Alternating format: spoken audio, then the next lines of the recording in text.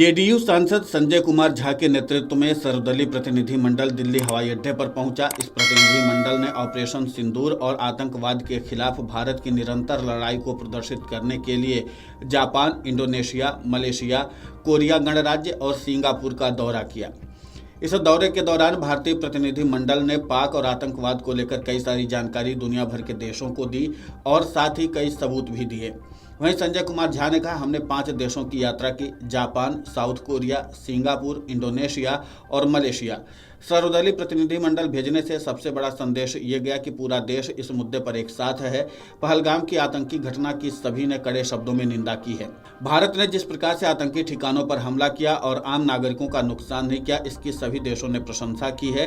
हमने हर जगह आग्रह किया कि पाकिस्तान पर FATF द्वारा कार्रवाई की जाए और जिसके नाते से उसके आतंकवाद पर रोक लगाई जा सके। इस पूरे मामले को लेकर के संजय कुमार झा ने और क्या कुछ कहा है, आप खुद सुनिए उन्हीं की जुबानी। हम लोग 5 देश गए थे, Japan, south Korea, Singapore, Indonesia और मलेशिया। जो 4-5 इम्पोर्टेंट बातें जो इससे निकल के आई, एक तो ऑल पार्टी डेलीगेशन जाने से सरकार जो भेजी उसका एक बड़ा मैसेज सब जगह इन लोगों को ये जरूर आश्चर्य लगा कि पूरा देश इस इशू पर एक साथ है टेररिज्म के खिलाफ, और सारे पार्टी के लोग एक वॉइस में बात कर रहे थे, एक ही वॉइस में बात कर रहे थे। तो लग रहा था कि पूरा देश बात कर रहा है। ये एक बड़ा मैसेज वहां पर गया। सेकंड जो मैसेज गया कि जो घटना पहलगाम में हुई, उस घटना को लेकर के, देश को लेकर के और जो विक्टिम का परिवार है उसको लेके कंडोलेंस सब जगह था।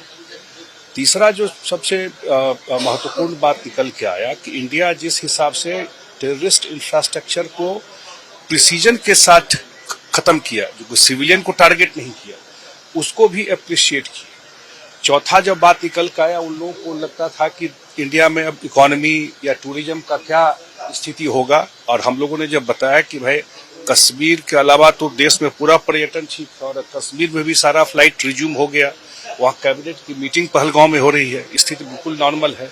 इकोनॉमी प्रधानमंत्री जी के नेतृत्व में चौथा दुनिया का सबसे बड़ा इकोनॉमी हो गया है जापान के बाद, तो वो पूरा थ्राइव कर रहा है।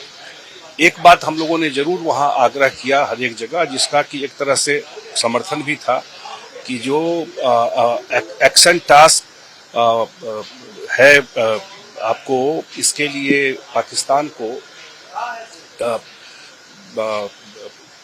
फाइनेंशियल एक्शन टास्क फोर्स जो है, पहले भी जो टेररिस्ट फंडिंग होता है किसी कंट्री के द्वारा, उसको ग्रे लिस्ट में या ब्लैक लिस्ट में डालते हैं, तो उसका पाकिस्तान 2018 से 22 तक उसमें था। उसमें ये होता है कि जो पैसा आपको फाइनेंशियल इंस्टीट्यूशन से मिलता है, IMF से या वर्ल्ड बैंक से, उस पर वॉच रहता है कि आप किसी टेरर को तो ऑर्गेनाइजेशन को नहीं दे रहे, तो उसको दोबारा जुलाई में मीटिंग है, उसमें सपोर्ट होना चाहिए।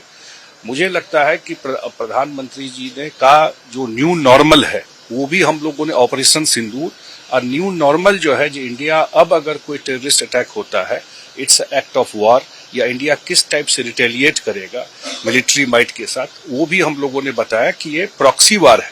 ये पूरा का पूरा वहां का जो उनके आर्मी चीफ जिस हिसाब की भाषा एक सप्ताह पहले बोले थे और 15 को बोले और 22 अप्रैल को एक घटना हो गया, वो हेट स्पीच था। तो ये हम लोगों ने लोगों को एक्सप्लेन किया।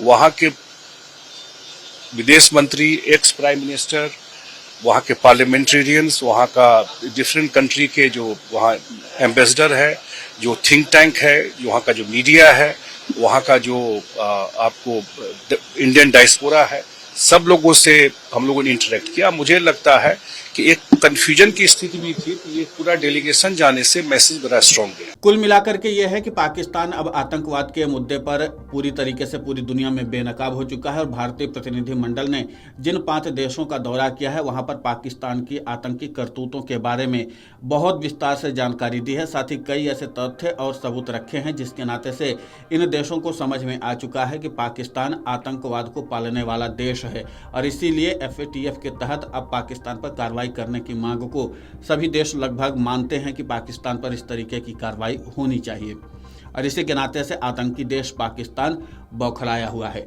वीडियो डेस्क, अमर उजाला.com। अगर आप ये वीडियो YouTube पर देख रहे हैं तो हमारे चैनल को सब्सक्राइब कर बेल आइकन दबाएं और Facebook पर देख रहे हैं तो हमारे पेज को लाइक करें।